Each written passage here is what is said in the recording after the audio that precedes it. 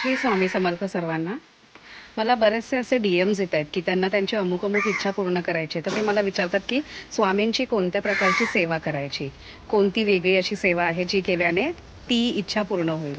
तर पहिली गोष्ट तर स्वामीच काय, कोणताही देव आपल्याला असं कधीच सांगत नाहीये की तुम्ही माझी अशी सेवा कराल तर मी तुम्हाला ही तुमची एखादी इच्छा पूर्ण करेन. असं कोणताच देव आपल्याला सांगत नाही आणि आपले स्वामी तर एकदम निस्वार्थ आहे.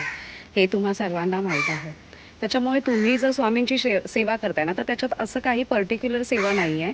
तुम्ही जर जप करत असाल, तर तुम्ही तो नेहमीचा जप करू शकता किंवा दर गुरुवारी करायचं असेल, तर तसंही करू शकता. पण मी एक सांगू इच्छिते, की तुम्ही जे काही कराल ना, ते निस्वार्थ मनाने करा. कारण स्वामी कोणतीही गोष्ट तुम्हाला देताना ते स्वार्थ साधण्यापुरतं देत नाहीत किंवा ते असं म्हणत नाहीत, की तू जर मला असं-असं ही गोष्ट दिलीस किंवा अशी सेवा केलीस, तरच मी तुझी ही इच्छा पूर्ण करणार.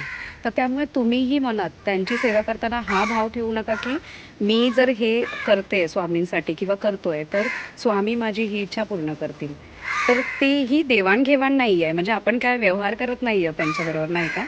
तर त्याच्यामुळे कोणतीही कशीही सेवा करा, पण ती तुम्ही निष्पाप मनाने करा, निस्वार्थ मनाने करा आणि बघा स्वामी तुमची इच्छा नक्कीच पूर्ण करतील. श्री स्वामी समर्थ.